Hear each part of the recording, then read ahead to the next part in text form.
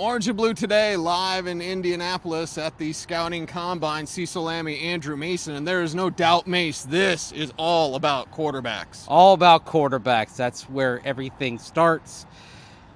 You have Sean Payton at one point referring to the next quarterback. Yes. You have Russell Wilson even dropping a hype video on social media this afternoon. That's not very anonymous donory of Russell Wilson. I think you can put all the pieces together. Right. Russell Wilson's not going to be a Denver Bronco in a couple of weeks. Well, and Sean Payton gave us the timeline, so we officially have a timeline on the Russell Wilson decision. Mm-hmm. It is 2 weeks, and that's why they're here to talk to all these quarterbacks. But at least we know the time with Russ is coming to a close. Yeah. Won't be regarded with a lot of fondness in Broncos country. And now it's interesting what we have seen in the last few weeks, really the last even few days, as far as, Russell chiming in with Brandon Marshall over the weekend, and now even hearing some stuff today. I'll say this, the Broncos, George Payton and Sean Payton, they really today, I thought, took the high road. Yes. In things. And not that Russell Wilson took a low road, but very much he's making his point. He still alleges that there was a threat. George Payton still saying, no, wasn't a threat. But it's a bad relationship that it's time to see it end. Yeah, it's time to move on. The Broncos will do that, and then they'll look to see if they can fall in love. Now, Sean Payton loves all the quarterbacks. That's fine. But in Indy, Mace, it's all about making the right decision, and that means having the right information. Right. And here's one thing that I think it is accurate to say. Does Sean Payton like some of these quarterbacks he's seen? Yes. Sure. Here's the thing. He's only at a relatively early stage in terms of the evaluation. And, by the way, Sean Payton's opinion, that's going to matter most. Then the coaches along with it, Joe Lombardi, Pete Carmichael, Davis Webb, they're going to have an impact as well. But they're really just diving into these quarterbacks in the last couple of weeks, the meetings that they had at St. Health Training Center, and now starting the interview process with J.J. McCarthy of Michigan tonight.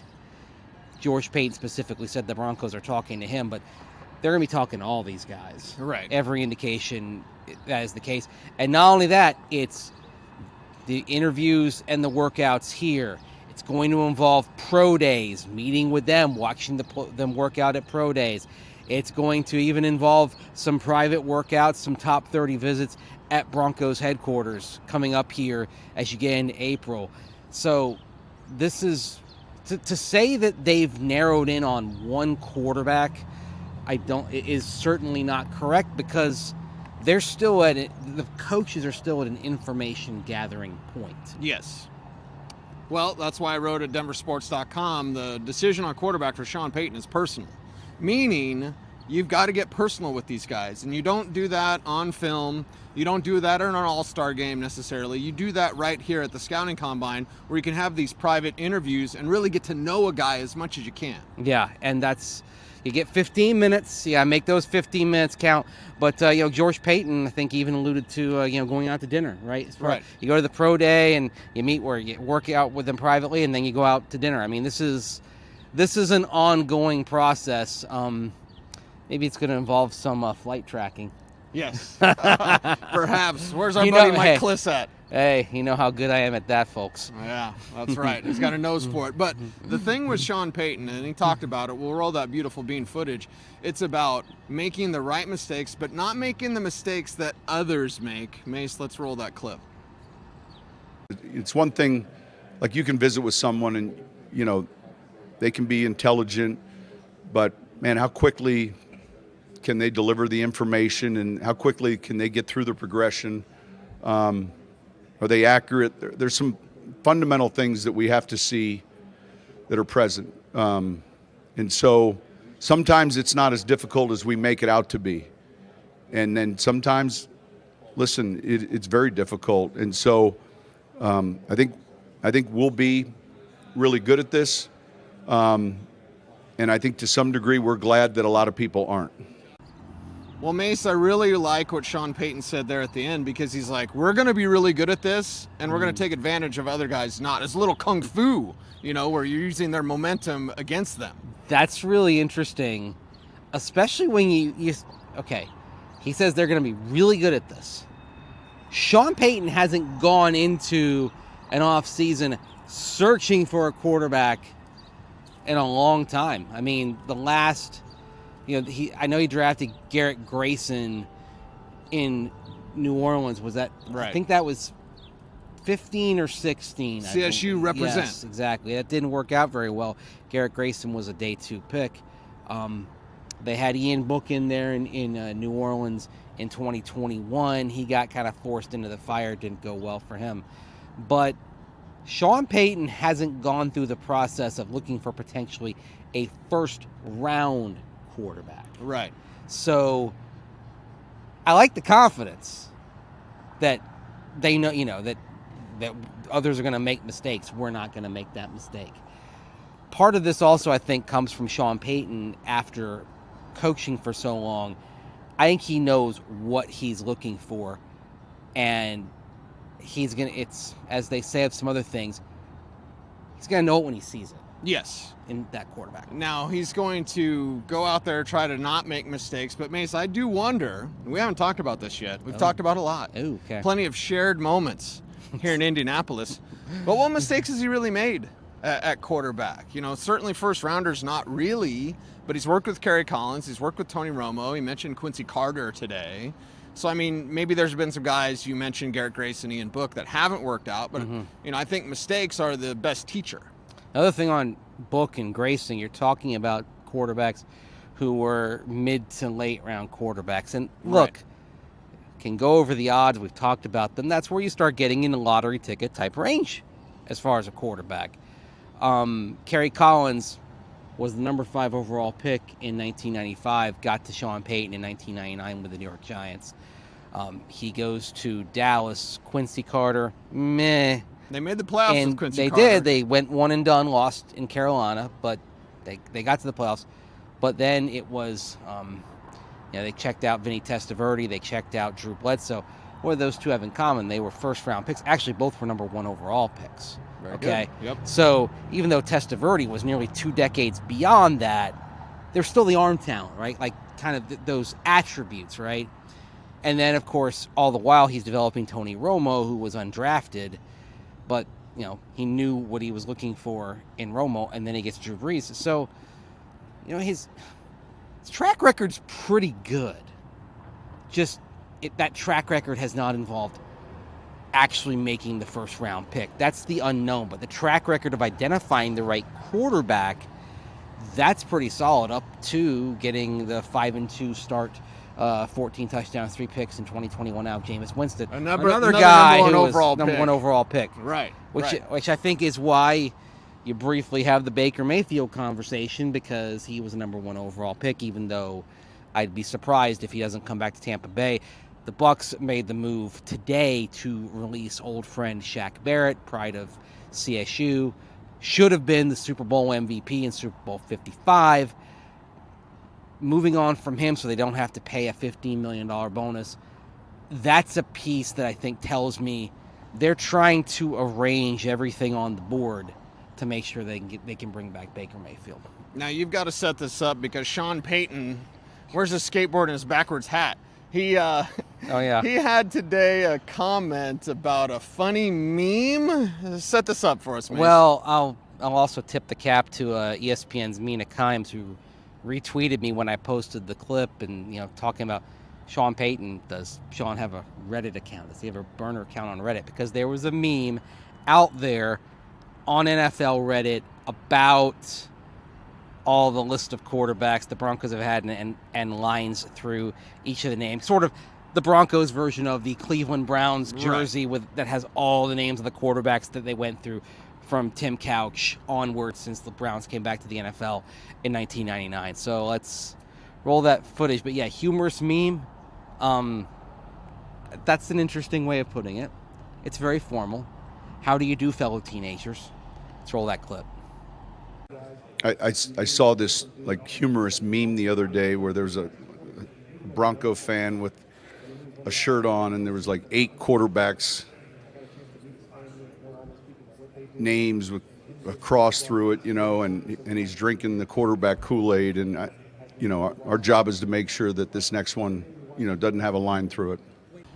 What's up, fellow kids? Says Sean Payton at the combine, and well, Mina Kimes liked what you had to say about that, Mace. A lot of people have viewed that clip today. Last I checked. Yeah, stop the madness, if you will, and well, make sure the next guy doesn't have a line through him. That's what they're here for at the combine. Yeah, that's the thing, and it was also the fact that he said next quarterback. If there was any doubt about Russell Wilson and him not coming back, that word right there, that's a key phrase. But it doesn't surprise anybody. Look, we've known where this is going. It just feels like this is sort of the formal end. So in the course of a couple of hours, you see Sean Payton on the record refer to the next quarterback and wanting to get that right. And then Russell Wilson put out the aforementioned hype video, which is something Sean Payton famously said he didn't want out there, anonymous donors. That was his big quote last year. And so Russell Wilson put the hype video bus back in the garage. Right. Now the bus is being taken for a spin again. And Russ did like that during Jerry the press Jones's bus conferences. somewhere around here in downtown Indianapolis. You can smell Jerry Jones's bus, so it's not close. Hey, right now, easy. But Russ put out the video during the press conferences. Yeah. That's on purpose, everybody. It's over. It's done. Find the next guy. And speaking of key phrases, well, Sean Payton talked about grit again. Almost all the time he's talking about grit. Well, they'll put these guys through the test mentally to see how much grit they have. Well, it's grit and processor, right? Yes. Not as much about arm talent. I mean, basically on arm talent, it's can you meet the baseline to make most of the throws? Sure. Right? Yeah. He even referred to ideal size for a quarterback, and he of course succeeded with Drew Brees, but 6'2", sort of like a ideal, right? Mm-hmm. But then when you talk about you get to those baselines, and then beyond the baseline is not important. What is more important is the processor and the grit and the leadership. Heard about that as well, and that was one of the things that the Paytons were alluding to today was how do these quarterbacks, as they evaluate them, how do they get along with their teammates, right? I mean, that matters. And I thought in light of things with Russell Wilson this past season, I thought that was particularly interesting because of the rumblings that, not that it wasn't cordial, but that there wasn't the connection between Russell Wilson and some of his teammates that we've seen around here. I mean, you go back, Peyton Manning, adored. Jake Plummer, adored. Yeah, Peyton Manning and taking the guys out to JD's bait shop on Arapahoe, right? I mean, these are the sorts of things that really, it's not just about go to a party, it's just hanging out. I mean, I love the stories going way back to Buffalo in the 1990s about Jim Kelly and Frank Reich, the starter and the backup, and then the other guys on the offense. They would hang out at the Big Tree Inn, not too far from the stadium there in Orchard Park, playing video games and going over the game plan and shooting pool and all that, having some wings, some beef on Weck. I mean, that's things like that. And the thing is, the Broncos do have that. We talk with Josey, Jewell, and Alex Singleton about that. There's definitely a culture there that is building of these guys hanging out with each other, liking each other. Right. And so I think part of it is finding a quarterback who can kind of step in and be a part of that as well. And that's part of what you're trying to get to the bottom of. Well, hello. When Sean Payton, we're a live audience here. When Sean Payton also talked about winning from the pocket, and he said, you're not looking over the defense. A lot of these guys will see through gaps and see through lanes. It's about being on time, on rhythm, having a quick processor. We know what he's looking for. We have to figure out who he's going to find. The other thing on that is you can't win as a quarterback without that.